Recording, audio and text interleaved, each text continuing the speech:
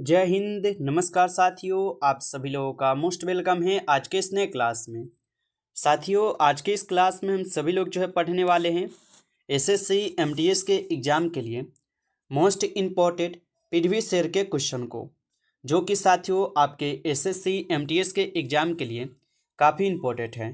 तो साथियों, आप सभी लोग जो इस क्लास को बिल्कुल अच्छे तरीके से लास्ट तक देखिएगा और इस क्लास में दिए जाने वाले सभी प्रश्न को साथियों आप सभी लोग अच्छी तरीके से ज़रूर याद कर लीजिएगा, जिससे कि आप जो अपने एग्जाम में सभी क्वेश्चन को आसानी तरीके से बना पाएंगे। तो चलिए साथियों, क्लास को स्टार्ट करते हैं। उनसे पहले यदि आप इस चैनल पर पहली बार जुड़े हैं तो साथियों आप इस चैनल को सब्सक्राइब कर लीजिए और सब्सक्राइब करके आप ऑल नोटिफिकेशन को ज़रूर ऑल पे दबा लीजिएगा, जिससे कि जब भी कोई नई क्लास हो सबसे पहले क्लास का नोटिफिकेशन आपके पास पहुंच सके। तो आप इस चैनल को साथियों सब्सक्राइब कर लीजिए, साथ ही साथ आप जो है इस क्लास को भी लाइक ज़रूर कर लीजिएगा। तो चलिए साथियों क्लास को स्टार्ट करते हैं और देखिएगा साथियों क्वेश्चन क्या दिया गया है। साथियों क्वेश्चन दिया गया है कि हाफ वाली शब्द का प्रयोग जो ये किस खेल में होता है। साथियों ये सभी क्वेश्चन जो है अलग अलग टॉपिक से लिए गए हैं, यानी कि जितने भी आपके एसएससी एमटीएस के सिलेबस के अनुसार आपके टॉपिक बनते हैं उन सभी टॉपिक से आपको क्वेश्चन मिलेंगे इस क्लास में। तो आप अच्छे से इन प्रश्न को जरूर याद करते चलिएगा। चलिए बताइए कि हाफ वाली शब्द का प्रयोग जो है ये किस खेल में होता है। तो यहाँ पे आप इस क्वेश्चन का सही जवाब ऑप्शन यहाँ पे डी कीजिएगा, लॉन टेनिस में होता है। ऑप्शन डी को साथियों यहाँ पे सही जवाब करेंगे। अगला प्रश्न क्वेश्चन है कि रुद्र साल्विकम किसकी रचना है। साथियों ये सभी प्रश्न पूछे भी गए हैं, आप पीवाई की क्वेश्चन देख लीजिएगा। अगर आपको विश्वास न हो तो आप पीवाई की क्वेश्चन देखिएगा, ये सभी क्वेश्चन पूछे गए हैं कि रुद्र साल्विकम किसकी रचना है। तो यहाँ पे आप इस क्वेश्चन का सही जवाब ऑप्शन ए करेंगे। ऑप्शन ए को साथियों सही जवाब कीजिएगा। अगला प्रश्न के साथियों क्वेश्चन है केंद्रीय उत्पादन शुल्क दिवस जो है कब मनाया जाता है। चलिए लगाइएगा आंसर कि केंद्रीय उत्पादन शुल्क दिवस साथियों कब मनाए जाते हैं। तो केंद्रीय उत्पादन शुल्क दिवस मनाई जाती है साथियों आपके 24 फरवरी को। तो ऑप्शन डी इस क्वेश्चन का आप लोग सही जवाब कीजिएगा, 24 फरवरी को मनाई जाती है। अगला प्रश्न देखिएगा साथियों क्वेश्चन है कि संयुक्त राष्ट्र पर्यावरण कार्यक्रम का मुख्यालय कहाँ स्थित है।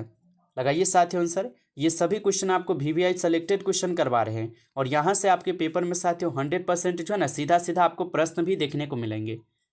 और बताइएगा साथियों कि संयुक्त राष्ट्र पर्यावरण कार्यक्रम का मुख्यालय कहाँ स्थित है। तो साथियों याद रखेंगे ये हो जाएंगे आपके नैरोबी में। ऑप्शन ए जो है आपका यहाँ पे सही जवाब है, नैरोबी हो जाएगा। अगला प्रश्न देखिएगा साथियों क्वेश्चन है सामान्य वार्तालाप में कितने डेसिबल तीव्रता की ध्वनि होती है। लगाइए आंसर कि सामान्य वार्तालाप में कितने डेसिबल तीव्रता की ध्वनि होती है। तो साथियों याद रखेंगे 30 से 60 हो जाएंगे डेसिबल। ऑप्शन ए जो है आपका यहाँ पे सही जवाब है, 30 से 60 डेसिबल हो जाएंगे। अगला प्रश्न देखिएगा साथियों क्वेश्चन है भ्रष्टाचार धारण सूचकांक कौन सी संस्था द्वारा जारी किया जाता है। बताइए साथियों भ्रष्टाचार धारण सूचकांक कौन सी संस्था द्वारा जो है जारी किया जाता है। तो आप याद रखेंगे यहाँ पे इस क्वेश्चन का आपका सही जवाब क्या हो जाएंगे। तो इस क्वेश्चन का सही जवाब हो जाएंगे ट्रांसपेरेंसी इंटरनेशनल। ऑप्शन डी जो आपका यहाँ पे बिल्कुल सही जवाब दिए गए हैं साथियों, याद रखेंगे। अगला प्रश्न आता है क्वेश्चन है सेशल्स द्वीप जो है साथियों कहाँ पर अवस्थित है। बताइए सेशल्स द्वीप जो है साथियों ये कहाँ अवस्थित है। तो याद रखेंगे सेशल्स द्वीप जो है साथियों ये हिंद महासागर में स्थित है। ऑप्शन ए जो है आपका सही जवाब है, हिंद महासागर में स्थित है। अगला प्रश्न देखिएगा साथियों क्वेश्चन है कि NH1 राष्ट्रीय राजमार्ग किससे जो है किसको जोड़ता है। चलिए आंसर लगाइए साथियों कि NH1 राष्ट्रीय राजमार्ग किसको किससे जोड़ता है। तो साथियों याद रखिएगा आप सभी लोग ये श्रीनगर को लेह से जोड़ते हैं, बिल्कुल ऑप्शन ए लगा रहे हैं। तो आपका सही जवाब है यहाँ पर भी श्रीनगर को लेह से जोड़ते हैं, आप इनको अच्छे से ध्यान में रखेंगे। अगला प्रश्न देखिएगा साथियों क्वेश्चन है भारतीय कृषि सहकारी विपणन संघ की स्थापना जो है ना कब हुई थी। तो भारतीय कृषि सहकारी विपणन संघ की स्थापना जो है ये आपके 1958 में होते हैं, जो कि ऑप्शन सी है साथियों यहाँ पे 1958 में होते हैं, याद रखेंगे। अगला प्रश्न आता है किस नदी को केरल की साथियों जीवन रेखा कहते हैं। चलिए बताइएगा किस नदी को साथियों केरल की जीवन रेखा कहते हैं। तो याद रखेंगे पेरियार नदी को साथियों यहाँ पर केरल की जीवन रेखा बोला जाता है। ऑप्शन बी यहाँ पे सही जवाब है। अगला प्रश्न के साथियों क्वेश्चन है कि भारत पाक के मध्य कौन सी नदी सिंधु जल समझौता का भाग नहीं है। बताइए भारत पाक के मध्य कौन सी नदी सिंधु जल समझौता का भाग नहीं है। तो साथियों याद रखेंगे ताप्ती हो जाएंगे। ऑप्शन डी इस क्वेश्चन का आपका सही जवाब है, यहाँ पर ताप्ती होगा। अगला प्रश्न आता है कि वाटरमैन ऑफ झारखंड के नाम से कौन प्रसिद्ध हैं। चलिए बताएंगे साथियों, वाटरमैन ऑफ झारखंड के नाम से कौन प्रसिद्ध हो जाएंगे। तो साथियों याद रखेंगे साइमन बाबा हो जाएंगे। बिल्कुल ऑप्शन बी लगा रहे हैं, तो आपका सही जवाब है साथियों साइमन बाबा होगा। अगला प्रश्न देखिएगा, क्वेश्चन दिया गया है कि राष्ट्रीय हल्दी बोर्ड का मुख्यालय कहाँ है। साथियों आपको लग रहा है कि इस लेवल के क्वेश्चन नहीं पूछे जाते, आप PYQ के क्वेश्चन जब देखिएगा ना तो आपको अनुभव हो जाएगा कि हाँ इसी लेवल के क्वेश्चन पूछे जाते हैं। बिल्कुल ये सभी क्वेश्चन हम PYQ से लिए हैं, यानी प्रीवियस ईयर के क्वेश्चन हम यहाँ पे इंक्लूड किए हैं, और आप अच्छे से इनको देखिएगा तो आपको जो ना अनुभव होगा कि हाँ इस लेवल के क्वेश्चन आते हैं, इसलिए आपको PYQ क्वेश्चन करवा रहे हैं। और बताइए कि राष्ट्रीय बोर्ड का मुख्यालय जो है ना कहाँ है। तो राष्ट्रीय बोर्ड का मुख्यालय हो जाएंगे तेलंगाना में। ऑप्शन ए को यहाँ पे सही जवाब कीजिएगा, तेलंगाना होगा। आगे देखिए प्रश्न आता है, क्वेश्चन है कि त्रिक का नियम जो है किस आविष्कारक ने दिया है। बताइए कि त्रिक का नियम जो है किस आविष्कारक ने दिया है। तो आप बताएंगे साथियों ये कौन दिए हैं। तो यहाँ पे इस क्वेश्चन का आपका सही जवाब क्या हो जाएंगे। तो इस क्वेश्चन का यहाँ पे आप लोग का सही जवाब हो जाएंगे बी, डोबे राइनर हो जाएंगे। ठीक है, ऑप्शन बी को सही जवाब कीजिएगा यहाँ पे। आगे देखिए प्रश्न आता है, क्वेश्चन है निम्न में से कौन किण्वन का उदाहरण नहीं है। बताइए साथियों निम्न में से कौन किण्वन का उदाहरण नहीं है। तो आप याद रखेंगे यहाँ पे इनमें से सभी हो जाएंगे किण्वन का ही उदाहरण, तो ऑप्शन डी को आप यहाँ पे सही जवाब करेंगे, इनमें से सभी हो जाएगा। आगे देखिएगा प्रश्न आता है, क्वेश्चन है कि बड़े गुलाम अली खान साहब किस घराने से जो है यहाँ पे संबंधित है। यहाँ पे घराने नहीं होगा, घराने होगा। तो बड़े गुलाम अली खान साहब किस घराने से संबंधित है। तो आप याद रखेंगे पटियाला घराना हो जाएंगे। बिल्कुल ऑप्शन डी यहाँ पे आपका सही जवाब हो जाएंगे, पटियाला घराना। अगला प्रश्न देखिएगा, क्वेश्चन है कि किशन गंगा परियोजना जो ये किस नदी पर स्थित है। साथियों अभी तक आप जो है इस क्लास को लाइक नहीं किए हैं, तो आपसे छोटा सा हम रिक्वेस्ट करेंगे कि आप जो इस क्लास को ज़्यादा से ज़्यादा लाइक कर लीजिएगा। चैनल पे पहली बार जुड़े होंगे तो आप इस चैनल को सब्सक्राइब करके ऑल नोटिफिकेशन को आप दबा के जरूर जुड़ जाइएगा, जिससे कि जब भी क्लास स्टार्ट हो सबसे पहले क्लास का नोटिफिकेशन आपके पास पहुंच सके। तो साथियों आप इस चैनल को सब्सक्राइब कर लीजिए। अगर आपको PDF चाहिए रिवीजन के लिए तो आप हमें बता सकते हैं कमेंट करके, जिससे कि आपको हम PDF भी प्रोवाइड कर देंगे, तो आप रिवीजन कर पाएंगे। और लगाइए आंसर क्या है कि किशन गंगा परियोजना जो ये किस नदी पर स्थित है। तो साथियों याद रखेंगे झेलम नदी पर है। ऑप्शन यहाँ पर आपका बी जो इस क्वेश्चन का सही जवाब है। अगला प्रश्न देखिए, क्वेश्चन है, क्वेश्चन दिया गया है कि लेकलांसे सेल का विद्युत वाहक बल कितना होता है।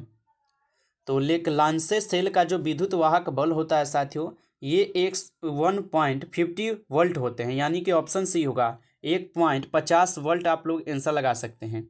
अगला प्रश्न, क्वेश्चन है कि जैन साहित्य के अंतर्गत नहीं आता है। चलिए बताइए कि जैन साहित्य के अंतर्गत इनमें से कौन नहीं आता है। तो अंग उपांग आते हैं, प्रकीर्णन पुण्य आते हैं, छेद्र सूत्र ये भी तो आते हैं, लेकिन दीप वंश महावंश ये नहीं आते हैं। तो ऑप्शन यहाँ पर आपका डी जो है ना गलत है। ठीक है, तो ऑप्शन डी को सही जवाब कीजिए, क्योंकि हमसे पूछा कौन नहीं आता है, तो ऑप्शन डी नहीं आएगा। अगला प्रश्न के क्वेश्चन है किस संविधान संशोधन द्वारा SC ST के आरक्षण को 12 यहाँ पे जो है ना बढ़ा दिया गया है। तो किस संविधान संशोधन के द्वारा SC और ST के आरक्षण को बढ़ा दिया गया है। तो आप बताएंगे 104वां संविधान संशोधन होता है, जिसके तहत क्या है तो ST और ST के आरक्षण को बढ़ा दिए जाते हैं। और SC के लिए आपको पता ही होगा कि SC के लिए आपके कुल 84 सीट निर्धारित किए गए हैं, और ST के लिए आपके कितने हैं, तो ST के लिए आपके 47 सीट, आपको पता ही होगा, ये इनको याद रखेंगे। अगला प्रश्न आता है, क्वेश्चन है निम्न में से कौन सी योजना 2015 में लॉन्च नहीं हुई है। चलिए बताइए कि निम्न में से कौन सी योजना है जो कि 2015 में लॉन्च नहीं हुई है। तो आप बताएंगे साथियों को नहीं है, तो सांसद आदर्श ग्राम योजना ये आप लोग का नहीं हुआ है लॉन्च, तो ऑप्शन डी को यहाँ पे सही जवाब करेंगे, ऑप्शन डी। अगला प्रश्न देखिएगा, क्वेश्चन है विटामिन सी का यहाँ पे साथियों रासायनिक सूत्र है। आप लोगों से विटामिन सी का रासायनिक सूत्र पूछा गया है। तो विटामिन सी का अगर रासायनिक सूत्र देखा जाए तो यहाँ पर कौन से हो जाएंगे बताइए। तो यहाँ पे 22 नंबर क्वेश्चन का ऑप्शन ए लगा रहे हैं, तो बिल्कुल आपका सही जवाब है। यहाँ पर याद रखेंगे इसको। आगे देखिए अगला प्रश्न आता है, निम्न में से कौन मुद्रा हस्तांतरण से संबंधित नहीं है। बताइए साथियों कि निम्न में से कौन मुद्रा हस्तांतरण से संबंधित नहीं है। तो आप याद रखिएगा ISP, ये क्या है, तो ये मुद्रा हस्तांतरण से संबंधित नहीं है। ऑप्शन डी आपका सही जवाब होगा। आगे देखिए साथियों प्रश्न आता है कि किशोर कानून के तहत सांकेतिक भाषा विशेषज्ञों को सूचीबद्ध करने वाला पहला राज्य जो है ना कौन बन गया है।